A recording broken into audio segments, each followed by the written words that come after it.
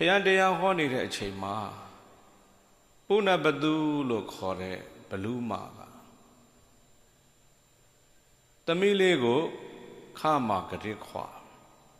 သားလေးကိုလက်ကဆွဲပြီးတော့ကျောင်းအနီးနားမှာအစာလားရှာတယ်သူတို့စားစရာရှာတဲ့အစားစာကလည်းတန်ဃာတော်များကဆွန့်ကြံကုန်းကြံလေးတွေတပိတ်ထဲကဆေးလိုက်လို့ကျောင်းဝင်းပြင်မဲ့ထွက်သွားအဲ့ဒါမျိုးလေးတွေကောက်စားတယ်အဲ့ဒါမျိုးလေးတွေစားစရာမရှာဘူးဆိုရင်နှက်တို့တလိပ်တို့သွေးတို့ပြည်တို့ဒါမျိုးကိုရှာစားတဲ့အဲ့ဒီတော့စာရှာလို့ကအဆင်မပြေဘူးကျောင်းဝင်းတစ်ပတ်လည်းမှရှာလို့မတွေ့တော့လှည့်ရှာရင်းနဲ့ဇေတဝန်ကျောင်းရဲ့ကျောင်းပေါက်ဝကိုရောက်သွားတယ်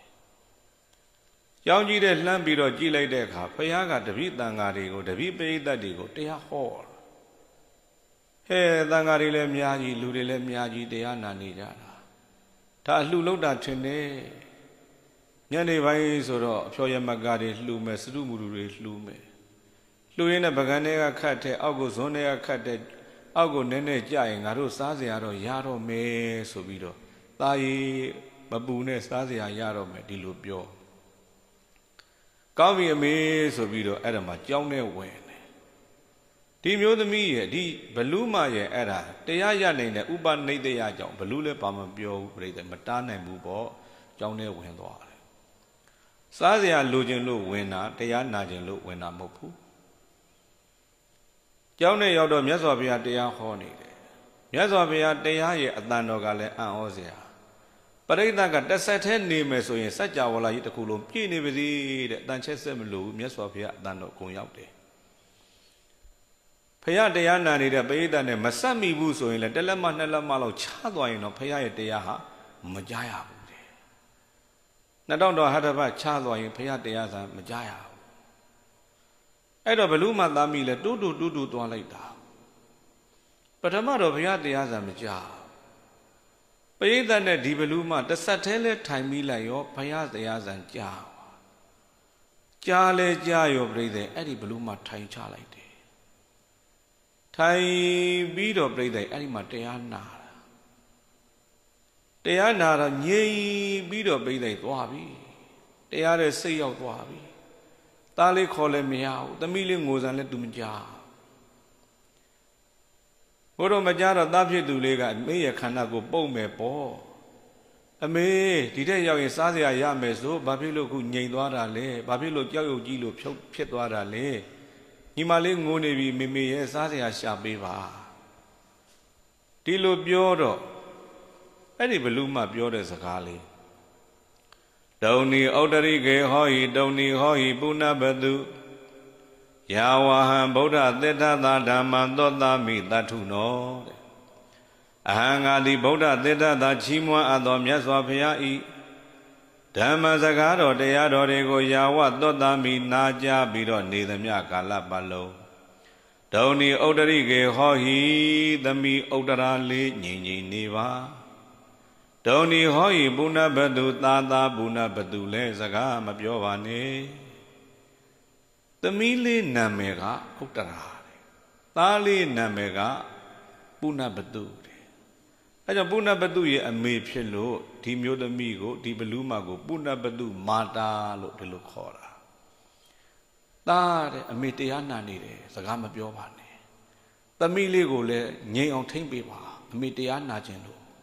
အမေတရားနာခြင်းလို့အမေပြောတော့စားစရာရှာမယ်ဆိုအခုစားစရာမရှာဘဲနဲ့ဘာဖြစ်လို့တရားနာနေတာလဲအဲ့ဒီတရားနာလိုက်တော့အမေဗိုက်ပြေလာမှာမို့လားအဲ့ဒီတရားနာတော့စားစရာရမှာမို့လားစားရဲတော့မပါဘူးဦးဇင်းတို့မှန်ကြည့်တာသားဒီလိုမေးလိမ့်မယ်လို့ထင်တယ်အဲ့ဒီမှာအမေဖြစ်သူကပြန်ပြောနိဗ္ဗာနံဘဂဝါအာဟတဗ္ဗဂန္တဗ္ဗမောစနံအတ္တိဝေလာစမေဟောတိအတ္တမိန်ဓမ္မေပိယယနာတဲ့ဘဂဝါမြတ်စွာဘုရားရှင်ကိုယ်တော်မြတ်ကြီးသည်တဗ္ဗဂန္တဗ္ဗမောစနံအလုံးစုံသောနှောင်ဖွဲ့တို့မှလွတ်မြောက်ကြောင်းဖြစ်သောနိဗ္ဗာန်နိဗ္ဗာန်ရောက်ကြောင်းတရားကောင်းတွေကိုအာဟဟောပြီးတော့နေတဲ့သာသာတို့အတမိန်ဓမ္မေထိုနိဗ္ဗာန်ရောက်ကြောင်းတရားကိုမေငါသည်အတိဝေလာစမေဟောတိ အတိဝေလာစာဟိုးရှိကလေးကပိယယနာမြတ်နိုးတဲ့အတွက်ဒါကြောင့်ရှာဖွေပြီးတော့နေခဲ့တယ်ပိယယနာမြတ်နိုးခြင်းသည်ဟောဒီဖြစ်ခဲ့တယ်အမေတရားနာခြင်းနာကြာပြီအဲ့ဒီတရားကစားစရာရမှာမဟုတ်လားမေတော့မှုံစားစရာတော့မရဘူးငါသားရဲ့တဲ့တဗ္ဗဂန္တဗမောစနာအလုံးစုံတော့အနှောင်ပွဲကိုပြေးစေနိုင်တယ်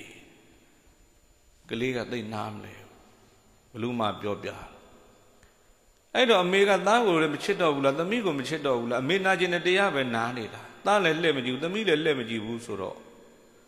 သားတို့သမီးတို့လိုကိုမချစ်တော့လို့လားတဲ့ကလေးကဒီလိုမေးတာပိယောလောကေတကောဗုဒ္ဓပိယောလောကေတကောပတိ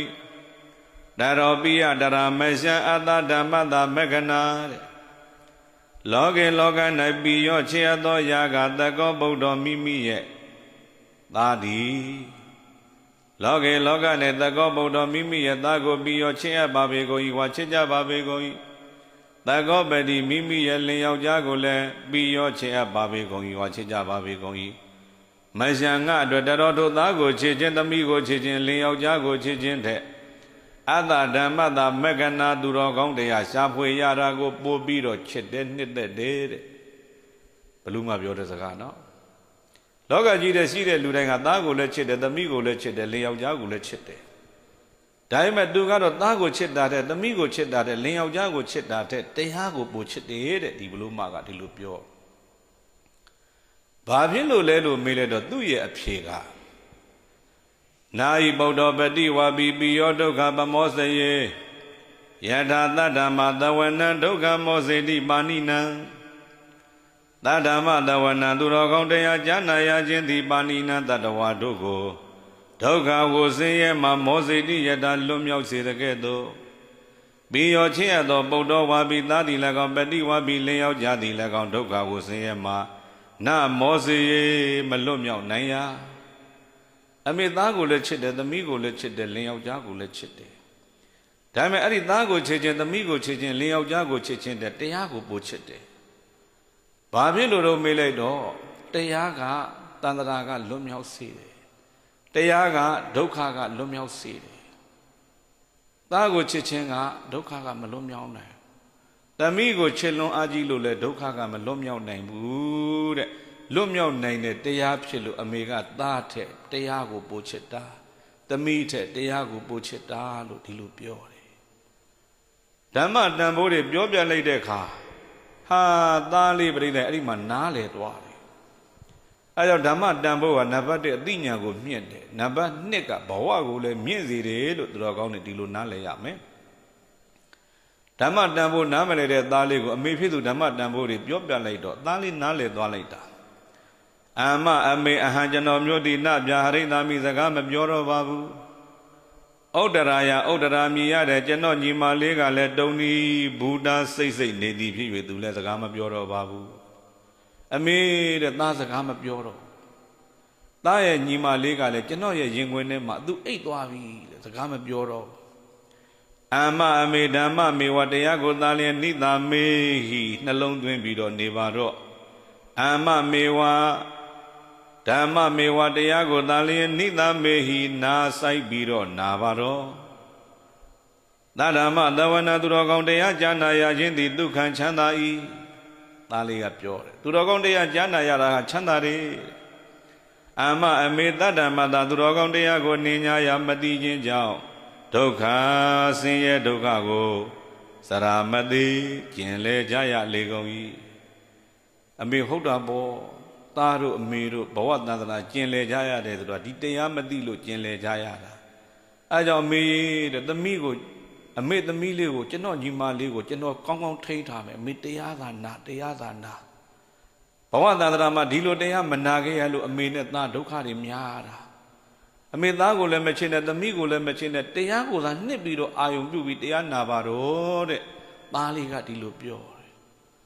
ဟာလိမ္မာလိုက်တဲ့သားလေးဓမ္မတန်ဖို့နားလေတဲ့သားလေးကအဲ့လိုအမေကိုပြောပြတော့အမေဖြစ်သူကတရားကိုအာယုံစိုက်နာတယ်သိမကြဘူးဗျာအဲ့ဒီမျိုးသမီးဘာဖြစ်တော့မင်းသစ္စာတရားသိတယ်သစ္စာတရားသိတယ်ဘာသစ္စာတရားလဲမေးလိုက်တော့ပြိဿကြီး ဒုက္ခသမုဒယနိရောဓမက္ခတနည်းပြောရင်တော့သောတာပန်တည်တယ်ပေါ့ဟာအမေဖြစ်သူသောတာပန်တည်သွားတော့ဘုနာဘတုจิตပုဏ္ဏဘတုဒုက္ခိချမ်းသာခြင်းသည်ဒုက္ခိချမ်းသာခြင်းသည်ဟောဟိဖြစ်ပါလော့ဧဇယနေ့အဟံငါသည်သမုဂ္ဂတဟောဒီဘဝဒုက္ခမှလွတ်မြောက်ခဲ့သည်အာမိဖြစ်၏တာယေတဲ့အမေဒုက္ခကတော့လွတ်သွားပြီဘာဖြစ်လို့လွတ်တာလဲအမေရဲ့မေတော့အရိယသစ္စာနေအရိယသစ္စာတရားတို့ကိုဒိဋ္ဌာနိမေမေမြင်အပ်ခဲ့ပြီဒုက္ခဘာကြောင့်ဖြစ်တယ်လဲအဲ့ဒီဒုက္ခချုပ်ရဘာလဲဒုက္ခချုပ်တဲ့နေရာဘယ်လိုနေရာလဲဆိုတော့သစ္စာ၄ပါးကိုအမေပိုင်းခြားတင်နေအားလုံးသိပြီတနည်းအားဖြင့်ပြောရင်သောတာပန်တည်ပြီးအမေအတွက်ဘယ်တကားပိတ်ပြီဟာအဲ့လိုပြောလိုက်တဲ့အခါအမေလောကလည်းမှာခေါင်းထောင်နေသလိုသားလည်းခေါင်းထောင်နိုင်ပြီအမေလက်မထောင်နေသလိုသားလည်းလက်မထောင်နိုင်ပြီဘာဖြစ်လို့တော့မေးလို့တော့အမေသိတဲ့သစ္စာတရားသားလည်းသိပြီတဲ့ဒီလိုပြောတယ်ဗျာအဲ့တော့သားရောအမေရောဟာပြိဿသောတာပန်တည်ပြီးတရားဓုတွေရတယ်ဒီအမေရဲ့အရှိန်ကြောင့်သမီးလေးကလည်းပြိဿအယောင်တွေတောက်တောက်ပပဖြစ်တယ်နေစရာလည်းရကြသွားတယ်နေစရာလည်းရကြတယ်စားစရာလည်းရကြတယ်သေတော်เจ้าရဲ့မနီမဝေးမှာနေစရာလေးရဟာသူများရဲ့ပြိဿစွန့်ထားတဲ့အညစ်အကြေးစားရတဲ့ဘဝတွေနတ်တုတ်တာတွေစားရတဲ့ဘဝရောက်တာတခြားကြောင့်မဟုတ်ဘူးပြိဿဓမ္မကနေဘဝကိုမြင့်တာပါဗျာ